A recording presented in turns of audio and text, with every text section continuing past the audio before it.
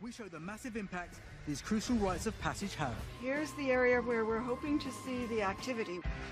It can be a roller coaster of emotions. Abortion is absolutely not a contraceptive choice. It's like the last resort of the last resorts. And what happens at the start of our sex lives can have a major effect on the rest of our life. Sick of being a sneaky gay, or just want to just be gay person, really. Through the highs and the lows, this is the inside story of how sex works. Sex is good. It was really fun.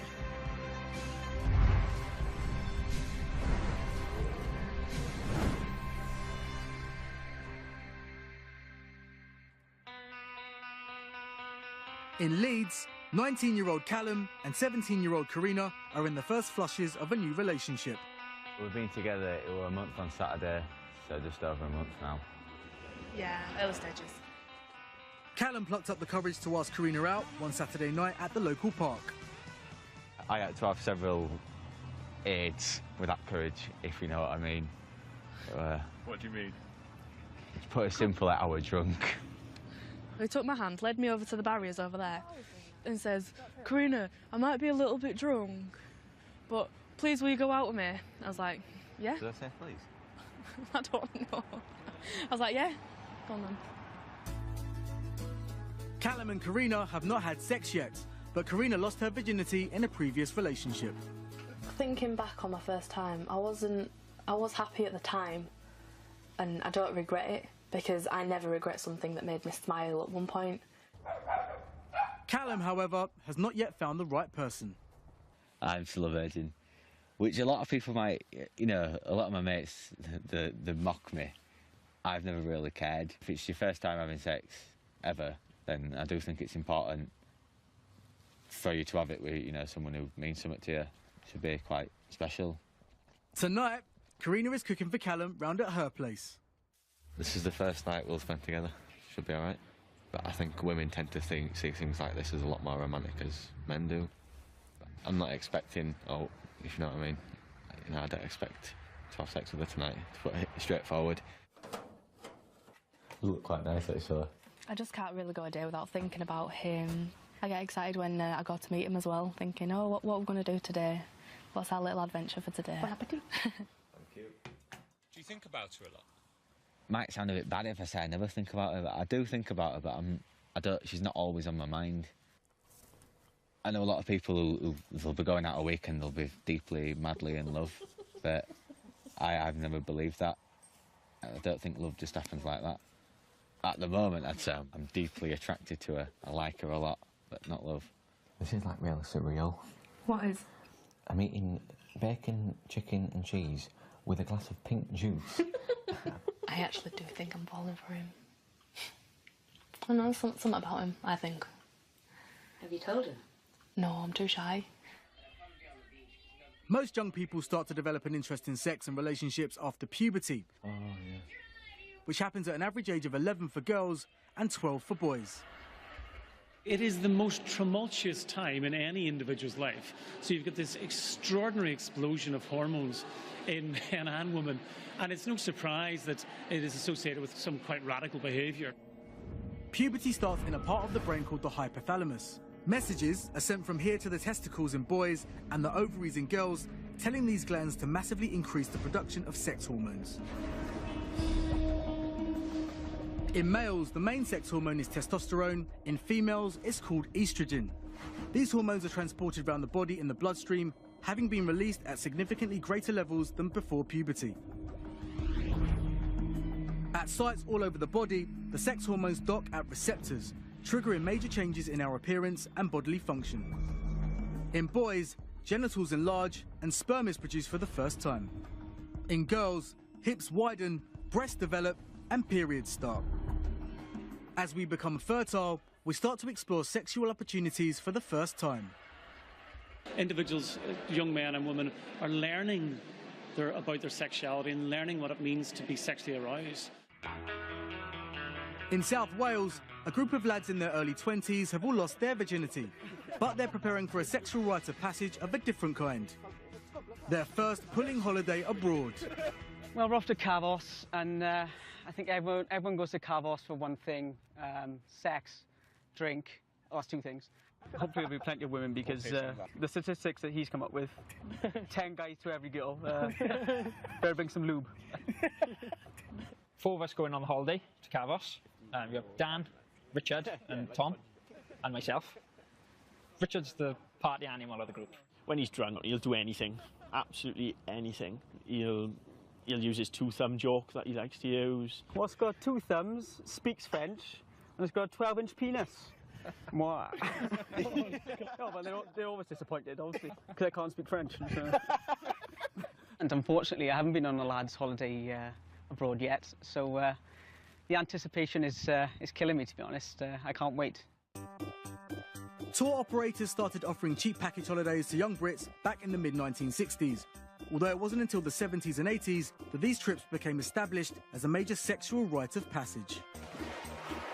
These days, thousands head out to resorts all over Europe for a week of sun, sea and sex. Plenty of condoms in there? That's all that's in it. One of the aims is to chat the women up and, yeah, if we're lucky, go a little bit further. And we're live. It's been a while, so I want to get my leg off. Like, I want a bit of fun.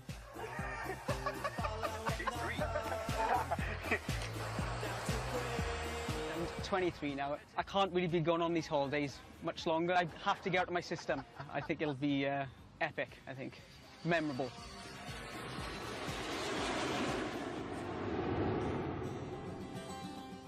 In Gloucestershire, Andy and Adele have been going out for just under 2.5 years and are about to experience a major step forward in their sexual lives. Andy and I are getting married in 2 days' time at the weekend, and we have decided and made a decision to abstain from having sex before our marriage. Heavenly Father, we thank you for this opportunity to Adele and Andy are Christian youth workers and met when they were colleagues at the same charity. pray that there would be. I'm a committed Christian. That's important to me in terms of the girl I seek. Amen. To have someone who I can marry who's got the same passions, the same goals, the same vision for all that is really important to me. Most of the young people Adele and Andy work with are not Christians, and the couple are open with them about their decision to wait until marriage before having sex. Were you scared the first time, boys? Not scared? Were you not? No, it wasn't me. Were you not? Everybody's got their own opinion. Well, it's a bit of a crazy thing, isn't it? Do you know what I mean? Is it like... For you, if you've waited so long, then yeah, fair enough, I suppose it is. But so there's no sexual activity involved the whole of your 27 years? what do you call sexual activity? What? Bar kissing. There was minimal sexual activity prior to us getting married. I feel sorry for it now. It's so funny, the responses that you get. You know, initially they say, well, how old are you? And you say, well, I'm 29. 29 and you're still a virgin? That's ridiculous. When you get married with someone, that's your lifetime partner, isn't it? And then you, like, lose your virginity to them, and it's like falling in love. But you don't have to wait, do you? It's a choice that you can make. Why would you want to wait? Why don't you just, like lose it and, like, feel the pleasure? For me, it was about only having that experience with one person, and so I wanted to make sure that I waited till I was married. It's just natural to lose your virginity at 14, 15. Get pregnant by 16. The average age boys and girls lose their virginity in the UK is 16. Adele and Andy's pledge to save sex until marriage in their late 20s has even surprised some of their friends. One of my really close girlfriends at the Hendu said, Adele, are you sure you don't want to try before you buy? Like, are you really sure? So we tried it. No, we didn't. I do think about sex quite a lot. Adele's an attractive girl, so why wouldn't I? And for me, that does excite me, and I think it will actually really enhance the relationship, or really strengthen our relationship and love for one another. With the ceremony just 2 days away, however, some nerves about the wedding night are creeping in.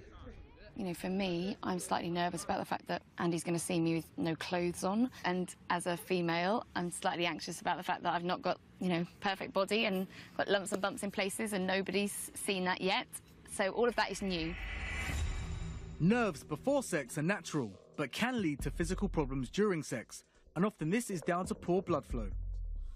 In men, when they are sexually stimulated, impulses are sent via the nervous system to the genitals. The nerves going through the penis then release chemicals that widen the blood vessels, which increases blood flow, producing an erection. Nervousness can impair these impulses, causing difficulty getting an erection. In women, there is a similar effect. Normally, sexual stimulation triggers blood flow to the vagina, which causes lubrication to make sex more comfortable. Anxiety can impair this blood flow, meaning the vagina is less lubricated, making it more difficult for women to get sexually aroused.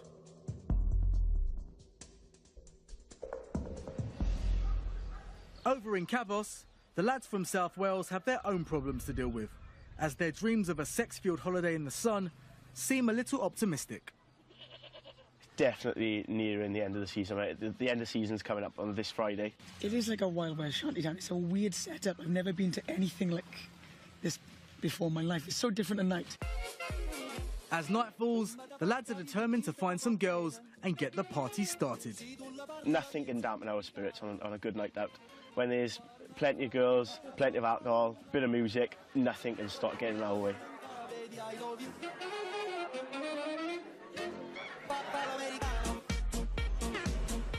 The boys are 3 days into their holiday, and sex has not yet been a major feature.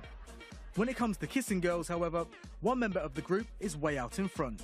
So tell me who's been the most successful so far? Well, the most successful, I would say, is myself. Met a different girl every night. I think that makes me sound quite bad, actually. Griff's doing great, as per usual. Bit of a reflection on last night where he's pulled and he's just going back for seconds, I think. He loved a bit of secondary dessert, so to speak. He was trying to find her erogenous zones and he couldn't find it. So I had to find it for him. I said it's her neck. If you look, he's kissing her neck all the time. That's it. That is her main erogenous zone. When we kiss, our bodies go into pleasure overdrive. The lips and tongue are packed with nerve endings that are incredibly sensitive to stimulation. This sparks the release of the feel-good chemical dopamine by nerve cells in the pleasure centers of the brain. When dopamine attaches to receptors on neighboring nerve cells, it triggers feelings of euphoria and excitement all over the body. Some scientists believe kissing could be about much more than a fleeting moment of passionate pleasure, as more kissing leads to more release of other chemicals, such as the hormone oxytocin, which further stimulates bonding and desire between couples.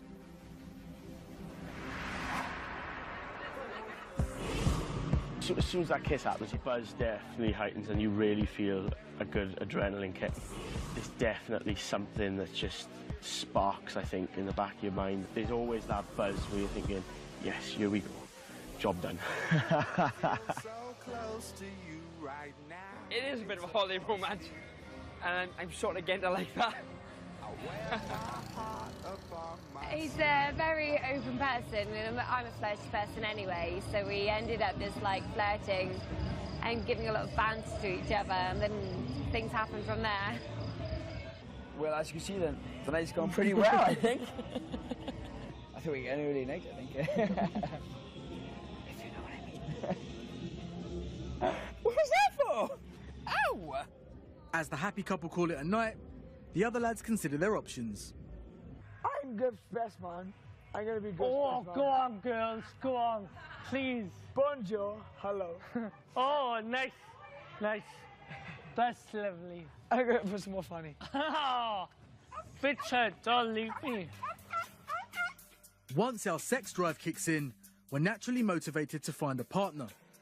And for the first time, we may experience with another person one of the most intense natural highs the body can create: orgasm. In anticipation of an intimate encounter, sexual arousal builds. In men, foreplay triggers an erection as spongy tissue inside the penis fills with blood. In women, the clitoris and vaginal walls swell with blood, lubrication occurs, and the vaginal muscles relax. During sex, nerve endings in the penis and clitoris and wall of the vagina are stimulated as penetration begins. Nearing orgasm, both male and female brains crackle with activity, and some 80 different areas become increasingly active. At climax, the brain sends signals through the body's nervous system to generate the physical and sensual effects of orgasm. In men, the result is muscles inside the base of the penis contracting vigorously, causing ejaculation. In women, waves of vaginal contractions are set in motion, spasming every 0.8 seconds. A few moments of pleasure, then it's over. For many, these intense sensations can be a formative experience as we begin our sexual lives. Finding a sexual partner is not the only challenge we face in our early sex lives. 23-year-old Martin had a confusing time when his sex drive kicked in as a teenager. I always saw myself different to anyone else at high school, really. I just fancied men for a long time, and I just didn't want to accept it. I thought, okay, I just need to sleep with a girl. Maybe I might end up turning straight then. That's a stupid idea, I know, but that was my way of thinking back then. I kissed a girl from college. It just felt wet and not really into this. Okay, I want to get out now. It was just kind of like that. Around 6% of the UK population identify themselves as gay, lesbian or bisexual. I don't understand myself. I don't get why I'm gay. It's not exactly, what would you like to be, straight or gay? Push a button to decide, and it doesn't work like that. Throughout the last century, most scientists believe people were gay because of childhood experiences and how they were brought up. By the 1990s, however, these theories started to fall out of favour. There's one good way of shooting them down, and that is to look at the development of sexual orientation in the children of gay parents. Most of those kids are heterosexual, roughly about 95%, let's say, and the remainder are gay, which is perfectly consistent with what you'd get by chance. In 1993, biological theories to explain why some people are gay hit the headlines. Scientists in the United States say they've uncovered new evidence which supports the theory that homosexuality might be hereditary. Inside each cell in our body lie our chromosomes. They hold thousands of genes that tell our bodies how to develop and function. Scientist Dean Hamer studied 40 pairs of homosexual brothers and found that the majority shared a set of 5 markers on the long arm of one chromosome, the X chromosome. It suggested there was a gene or genes in this area that might influence our sexuality. Dean Hamer's finding was really controversial at the time because it challenged the orthodoxy of particularly those in the anti-gay camp who argued that sexual orientation could be changed. Dean Hamer's study has never been well replicated, and scientists have still not definitively identified a gay gene or genes. Science continues to look to our biology, however, and recent theories have explored how hormones might influence our sexuality. So one of the ideas about how hormones might organise sexual orientation is that gay men are exposed to lower levels of testosterone in the womb. If you have just the right amount of testosterone, then you develop into a heterosexual. But if you have too little testosterone or too much, that causes shifts in the female typical direction. Once Martin realised he was gay, he decided to tell some close friends at college. I was shaking, I could hardly breathe. To say the words I'm gay was like lifting the heaviest weight you could think of. And it was the most scariest thing I've ever done in my life. Nothing beat that. We used to ask him, have a bit of banter with him saying you're gay and stuff like that, but we didn't actually know for sure. But when he actually told us, we was all right with it. Despite coming out to his friends, Martin has yet to tell his mum he's gay. There were many times I've wanted to tell her, Mum, I'm gay. But I'm always it's Mom, nothing. As a result of not being fully out, Martin has never really explored the gay scene. I feel comfortable in the straight world. I don't know anyone in the gay scene. I don't know any gay people. All my friends are straight. But going out to straight bars can have its frustrations for Martin when his mates start pulling. Chris is trying to pull a girl. He's like, well, he's a slut. When he talks to me, I'm just like, oh, I shagged this bird and I did that to him. I'm like, Chris, I don't want to know. I'm freaking jealous. It's like everyone else on the pool. It's like, well, it's easy for you, mate. You're straight. You're in straight clubs and pull. I'm a gay guy, goes straight clubs and I can't pull. Well, obviously, if he's attracted to a straight man, if he says something, he could get a punch on the nose, because that's the way of society, you see, so... Even when the gang move on to a drag bar, Martin's mate Chris looks more at home than him.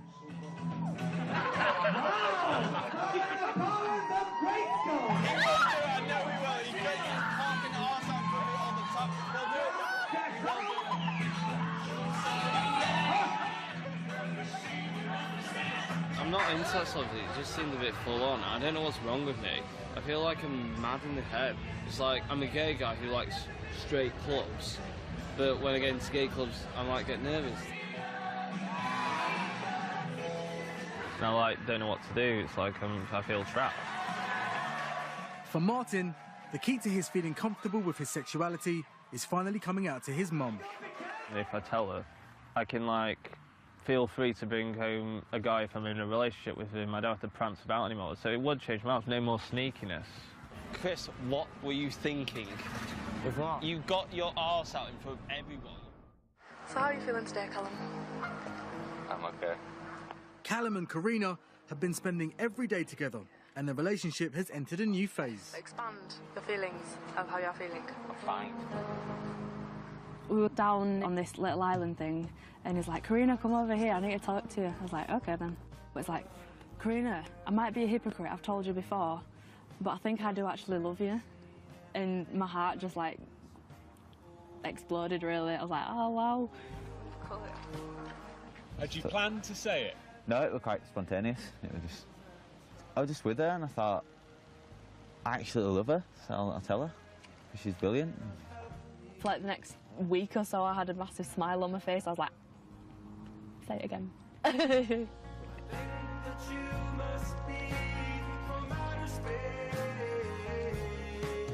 I could tell it made her very, very happy. Ecstatic, might be a better word. To me, love feels like loads of butterflies in your stomach, and when I'm not with him, I think about him all the time. It is just knowing that someone is there for you and that you're there for somebody else, always.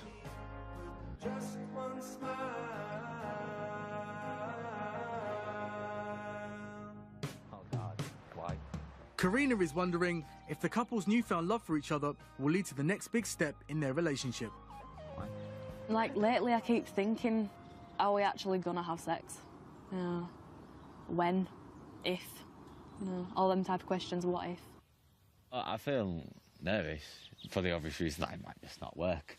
There's a part of me thinking, what's Karina gonna think? Will if it don't work, is she gonna fall out with me? Is she gonna be upset? Will it just destroy a relationship completely? That's the dark, paranoid side of me coming out. Because the way I see it, because Callum hasn't had sex before, I always think, he's waiting for the right person. I'm not trying to rush Callum, but I'm just thinking about things, Oh, look at that. In New York City, scientists are trying to find out why the feelings of new love have such powerful ups and downs. Yes, I do. I love that. Actors Diana and Albert have been going out for 7 months and have agreed to take part in a study. I actually think this is going to be the first time I've seen you drink a cup of coffee. I'm actually quite surprised by that. From afar, we met in rehearsal at the Living Theater, and I remember seeing him in rehearsal, and he was wearing his workout gear. I wear workout gear. Everything you wear looks like you look like you're wearing workout gear right now. Just give me a kiss.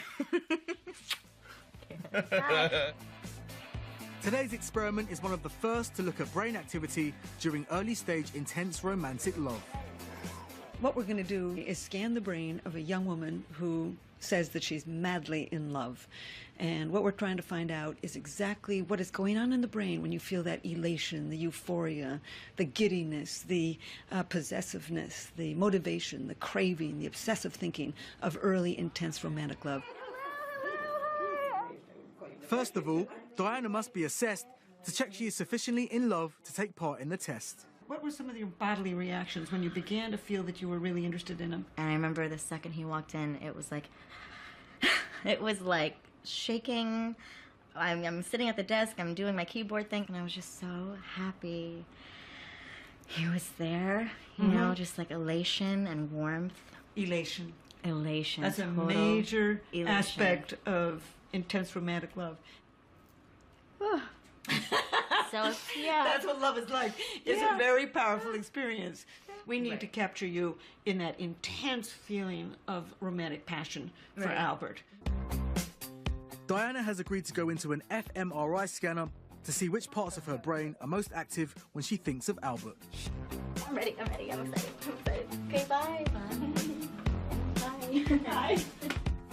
In the scanner, Diana is shown a favourite photo of Albert on a loop for 4 seconds at a time.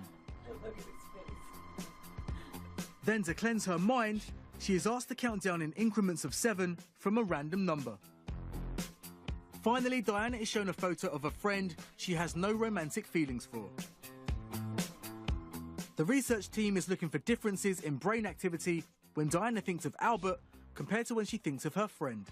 Well, here's the area where we're hoping to see the activity. We're hoping the scanner can pick this up because we know it's there. Right. It's just a little factory near the base of the brain, right? And the team suspect the ventral tegmental area in the brain is particularly active in the first stages of romantic love, releasing large amounts of the chemical dopamine. Dopamine is a natural stimulant. When you see a picture of your lover, the dopamine system is triggered to give you that intense rush of intense infatuation. Dopamine pathways in the brain produce focus, craving, goal-oriented behaviours and motivation. In this case, the motivation to win the love of a would-be partner. These are really great results. They're very specific for this lower brainstem area that we saw active. Here we are, romantic love. Boy, to be able to put your finger on a little dot. Diana, the experiment's over, and we're coming to get you. Perfect. Here we go. Some scientists believe the strong drive to be together many new lovers experience is essential to our survival. Romantic love has an important evolutionary purpose, which was to enable the brain to focus that mating energy on just one individual and start the mating process. So I take it your brain is still intact? And indeed, it's the most important thing that we do. It is this way that we pass our DNA on to tomorrow. Were you nervous? Yeah. I was actively thinking about Albert, and I just got these like images of the future rather than thinking about the past. Suddenly it shot to the future of, oh my gosh, what's going to happen? 2 months, 10 years, 15, 20, 30, 40. And I realized I was smiling the whole time.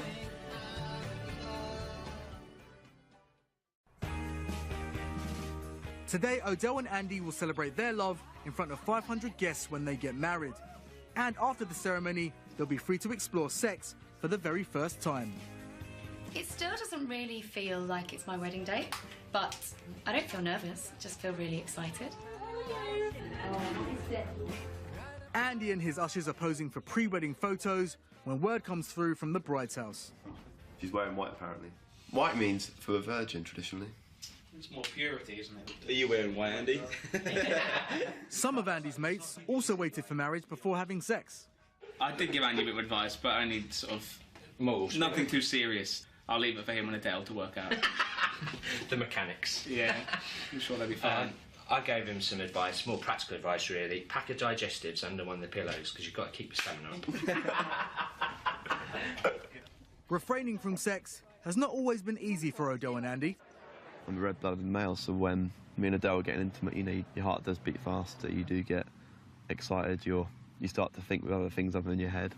Men and women are different in terms of when they become sexually excited. Andy is like a gas oven. You turn it on and it's instant heat, excitement, and there's a big flame. And other men, not just me. And you turn it off and it goes straight away. Whereas for women, they're more like an electric oven. They take longer to heat up, but the moment that they have got hot, it actually takes them longer to cool down. I think Adele's a lot better at this than I am.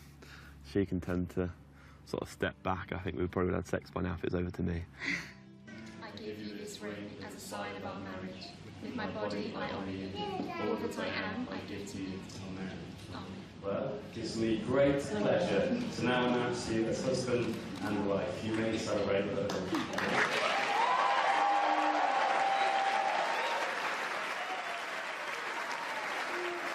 It would be fantastic when we do have sex in like the context of marriage, and the fact that we can both enter that without having previous sexual experience. It's fantastic. First-time sex can often be a case of trial and error, but the fact that Odell and Andy are deeply in love may stand them in good stead. Some scientists believe that particularly when women are in love, they have better quality orgasms and can achieve orgasm more easily than those who aren't. In tests, this has been linked to a brain region called the left insula, which showed greater activity when women saw their beloved's name written down. The more satisfied the female test subjects were with the quality of orgasms in their sexual relationship, the more this brain area was activated.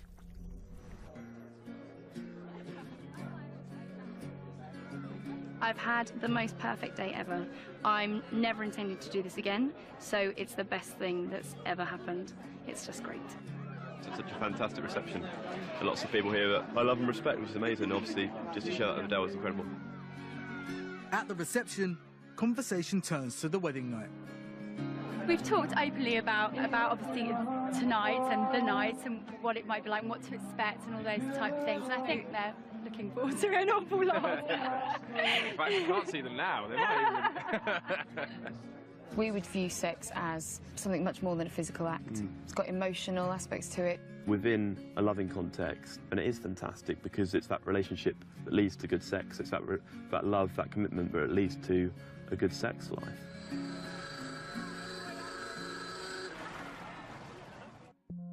Choosing when to have sex for the first time and who with is a major decision, and we don't always get it right. 20% of young men and over 40% of young women feel they had sex for the first time too soon. In recent years, a small minority has taken the extreme step of resorting to cosmetic surgery in an attempt to return themselves to the physical state they were in before first sex. The procedure is called hymenoplasty. The hymen is a thin, fleshy membrane that is found at the opening to the vagina. When the hymen is stretched, it can rupture, which sometimes causes bleeding. For a long time, it was believed an intact hymen was evidence of virginity and that it would be broken the first time a woman has penetrative sex. However, the hymen can be ruptured in many different ways, such as horse riding or through the insertion of a tampon. Despite this, in some cultures, the hymen is still symbolic of virginity. What we do in a hymenoplasty is recreate that barrier so that it re-virginizes, so to speak, the patient. Today's patient is Judy, a committed Christian who regrets losing her virginity to a high school sweetheart. She's asked to be anonymous as she feels she will be ostracized if it becomes public she's not a virgin. I was born into a very, very conservative Catholic home. Sex before marriage is not allowed at all. He was my best friend. We did date for a little while in high school, and it was hard because he had really strict parents and I had very strict parents. He had told me that he was in love with me. He did propose to me. So I said yes, and you know, we're engaged, and then one night it just happened. Judy and her boyfriend had sex once. Then 2 months later, he disappeared. She eventually caught up with him on Facebook. He messaged me back saying, "I'm sorry to tell you this, but I got married a week ago. I met the most amazing girl ever, and I had to leave because I loved you too much." I was in shock. I gave him my virginity. I gave him something sacred that at the time I felt like I wasn't going to get it back, ever. Hymenoplasty costs between £2,000 and £4,000 and is relatively rare, with this clinic in the US performing just 7 procedures a year. The first step is to expose the area so that one can actually see what is going on. You can maybe feel a little pinch. And in the second step, the edges are freshened up. I mean, cutting the old scar that has formed on the free edge of the hymen, allowing a bleeding edge to form. And then the final step is a suture on the outside layer of the hymenal wall that faces the exterior. Now, of course, you don't want to tighten it too much, otherwise, the next time you have sex, it will be exceedingly difficult. Nothing can change how Judy lost her virginity, but she hopes this procedure will make her feel more comfortable about the prospect of first sex with her current partner, who she thinks she will one day marry. He wants to know that he is the only one I have ever been with. The night of the wedding, he is expecting to see blood on the sheet. So here's now the repaired hymen. After a few months, I don't think even the doctor would be able to tell. Maybe I won't be that 100% virgin that I once was, but I will be one again, and that's what I'm looking forward to, just being a virgin again and being myself. In Cabos, it's another night on the pool, and the lads are reaching for a spot of Dutch courage. The booze is really cheap. I tried loads of cocktails, fist bowls. Sex on the beach. Blue Lagoon. The head fucker. Where we come from, they don't really serve those sort of drinks. They don't measure your shots. It's purely just slapped in a glass. Really good. Very, very messy. There's a loads of atmosphere in that. But yeah, it's class. As the booze flows, the lad's confidence with women seems to rocket. If I didn't have a drink, I probably wouldn't approach them. I think it stops you from thinking about what you're going to say. When we have an alcoholic drink, it washes down to the stomach and into the small intestine, where it rapidly absorbs into the bloodstream and is sent pumping around the body and to the brain. In the part of the brain responsible for social inhibitions, nerve cells talk to each other by sending chemical messages that influence how we act. If we see someone we fancy but can't get the courage to talk to them, it's messages sent from this area that are inhibiting us. Alcohol depresses the ability of this part of the brain to send and receive these chemical messages. And we become much less inhibited and much more self-confident with potential sexual partners. I think the alcohol makes me not care about how I'm coming across. I'm definitely the person who needs that. Bit of Dutch courage, you know, to up the ante and get in there, so to speak. Booze doesn't just make us less sexually inhibited. Scientists also reckon we actually fancy more people when we're drunk than when we're sober. It's called the beer goggles effect, and it's a phenomenon customers at a pub in South London are all too familiar with. Beer goggles is the ruin of all mankind. It means you start looking at women and you think they're sexy when they're not. Put it this way, I've seen what she gets with I'll just watch. Scientists Lewis Halsey and Jörg Huber are carrying out an experiment to find out why people might appear more attractive after a few drinks. Their study is based around the idea that alcohol might affect our ability to detect asymmetry in the faces of others. People tend to find mates or potential mates or partners more attractive when they're more symmetrical. It's all about finding a mate that will provide good genes to go with yours for your offspring and will also likely provide for your offspring well. You will be shown 20 pairs of faces. Okay. And your job is to decide which one is more attractive. Okay. Yeah, so A I'm or finding B. you very attractive at the moment. Yeah, that's kind of you to say. One face in each pair has been subtly manipulated to make it look more symmetrical than the other, and participants must decide which they prefer. The theory that we were working on was that people who were more drunk may be less able to see asymmetry in a face than people who are sober, and if they can't see the asymmetry, then they can't see that sort of lack of attractiveness, and therefore they see the face as being more attractive.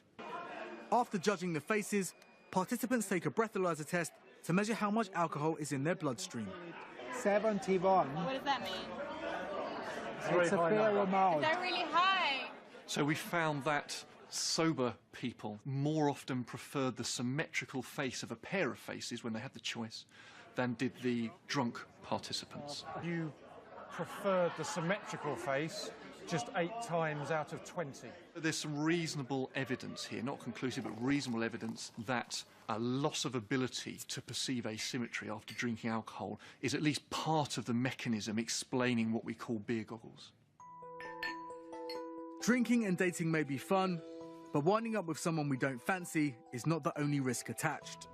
Surveys say that people are 3 times more likely to have unprotected sex when drunk. For men, the main method of contraception is the condom, which reduces the risk of STIs and pregnancy. For young women, the pill is most popular. It won't protect against STIs, but is around 99% effective in preventing pregnancy if used properly. It caused a storm when it came out in 1961. This little white tablet is more explosive than dynamite. What its effect will be on the future of mankind is something nobody can foretell. The pill prevents women from getting pregnant by interrupting the normal hormonal changes that control the menstrual cycle. Normally, hormones trigger the growth of what are called follicles in the ovaries of women, and every month, one of these follicles dominates the others in size and releases an egg which can potentially be fertilized by sperm. The pill slows the release of certain hormones which restricts the follicles from growing, and by extension, an egg from growing and being released for fertilization.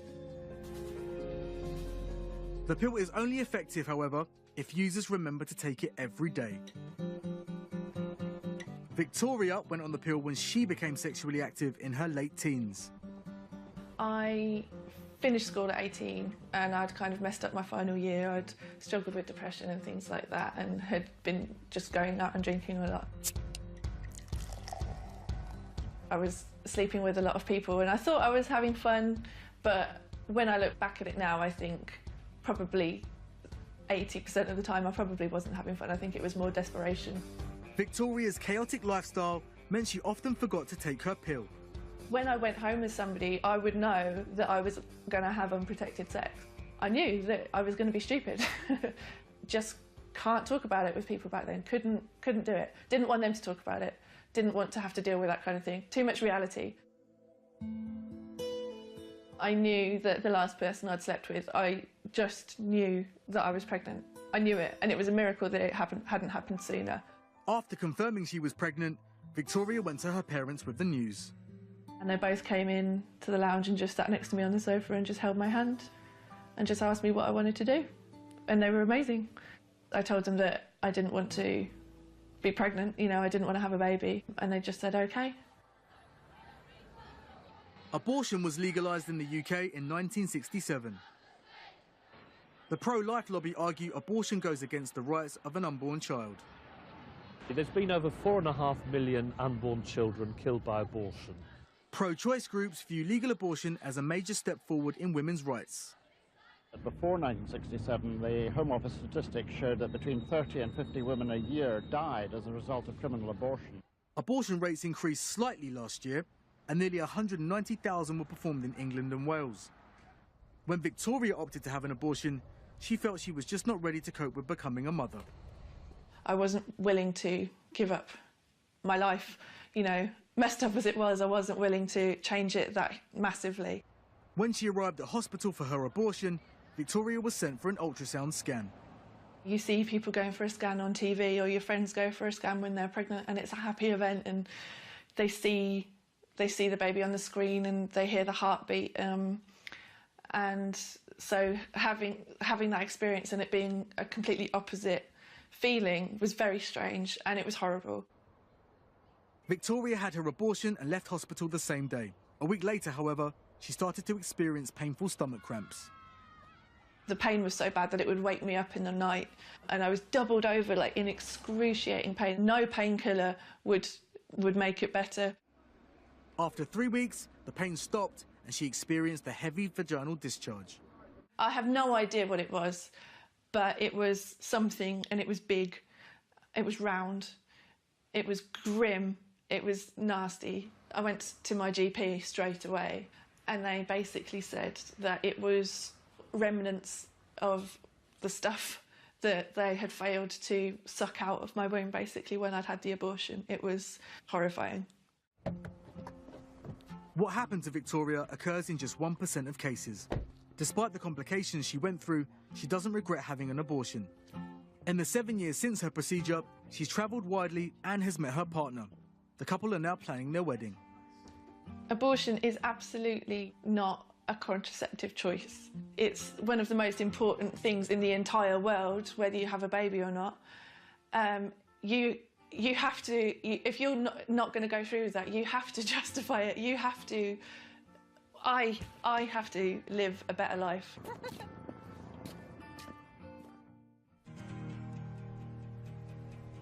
I was raised up believing I was In Blackpool, Martin has been building up courage to tell his mum he's gay. Before the big conversation, he visits his counsellor Steve for some advice. Today is Saturn V rocket launch day.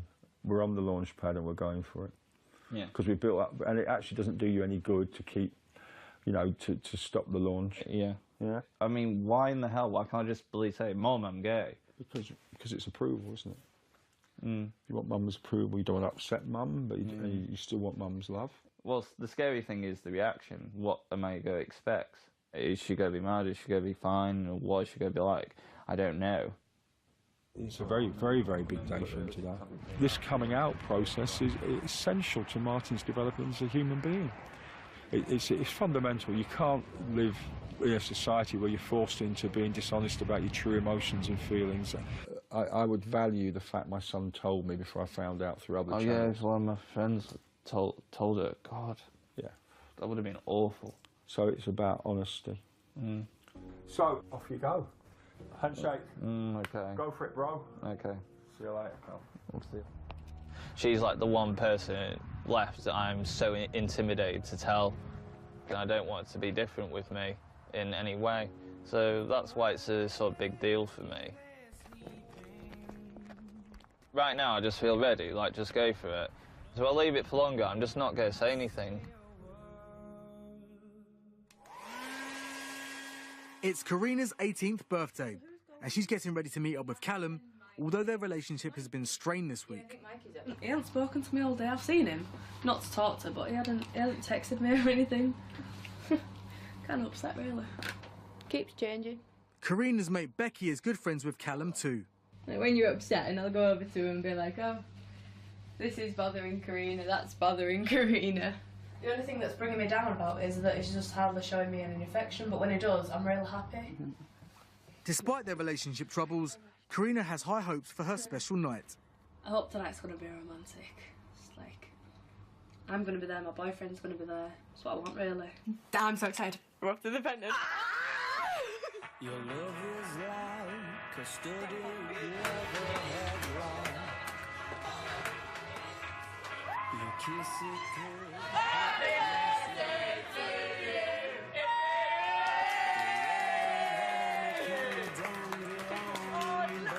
Last week, I say it's been a bit odd. She was crying the other day. I'm good mates with this girl, and Karina got a bit upset over it.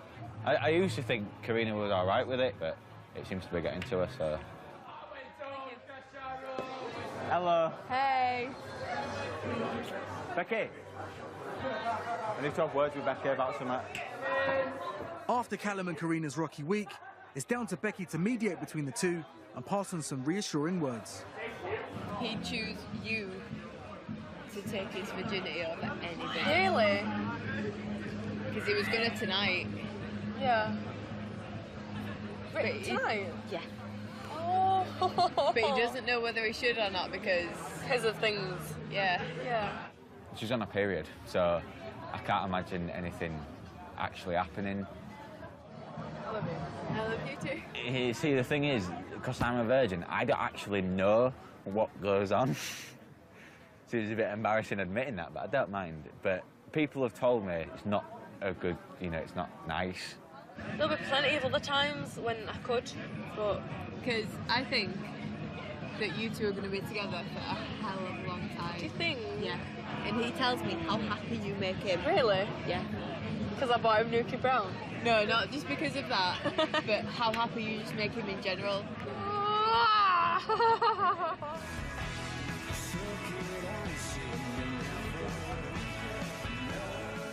If I was to lose my virginity, it would be her, because she's the special one. She's the one in my life who I do love. Well, she's the best specimen of the female species I've ever met.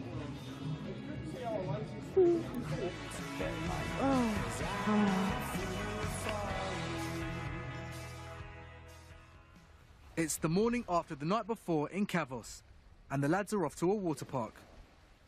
But some are struggling with the early start. How can you be so chirpy? Rough, I think is the word. It's way too early. It's terrible. Not all the lads feel so jaded. Best night all week. Everything about it was just tremendous.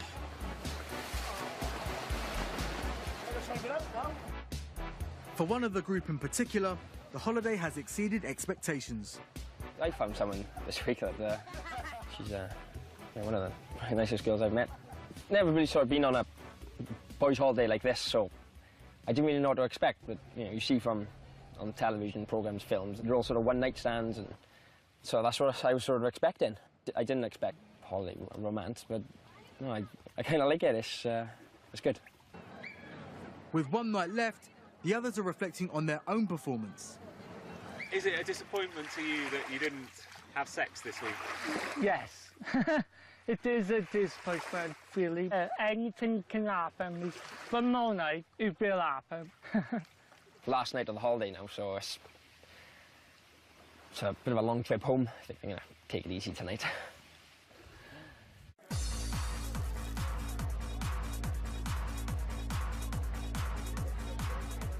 Oh, there's been so many highlights this week.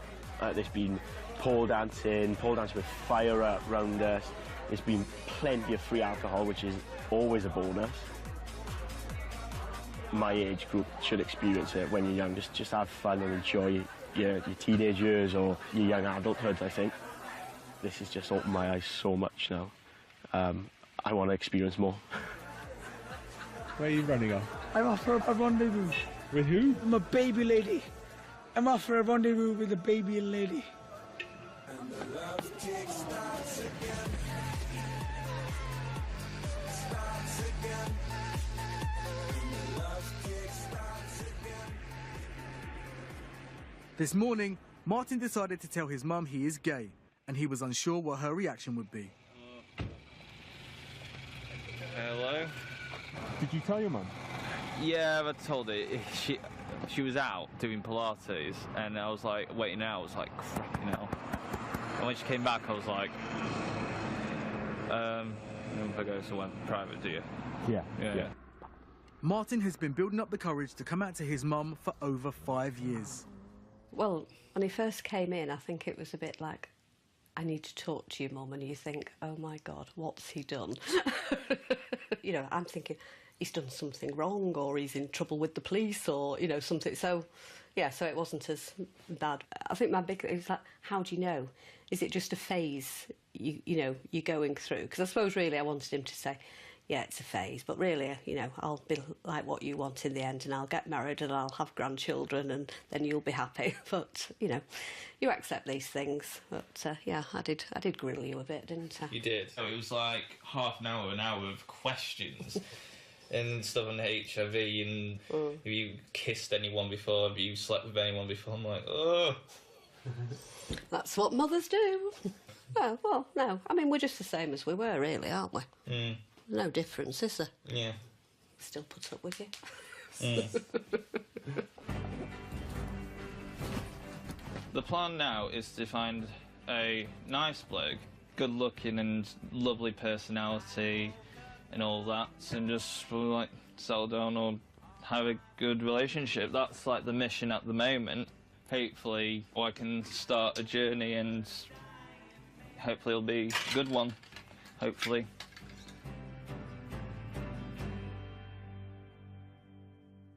Odell and Andy are fresh back from honeymoon and are adjusting to living together for the first time. So far, so good. Yeah, exactly. I'm getting used to a flat being girlified. Goodbye to a bachelor pad, so. Yeah. What's the point in having books, pebbles, whatever these are, too many beauty products, candles? I don't really see any point in any of this, really.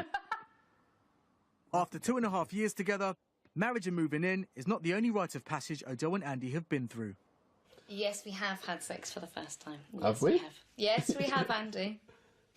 Glad you remember it so well.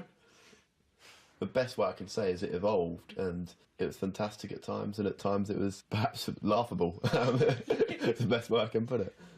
I thought it was going to feel really weird and it was going to feel a bit odd, you know. But actually, it didn't feel like that at all. It just felt totally right. But it has been kind of quite funny, like getting embarrassed at chemists and stuff. And I was thinking, where do they even sell, you know, parts of, I don't know, lubrication and condoms and all that? Where do they even sell it in Boots? Because I'd never bought it before, so I didn't have a clue. And then you feel naughty going up to the counter. Yeah, and that was all quite amusing. So Andy, as you can probably guess, just, you know, left me to pay and ran off so that I had to do all on my own.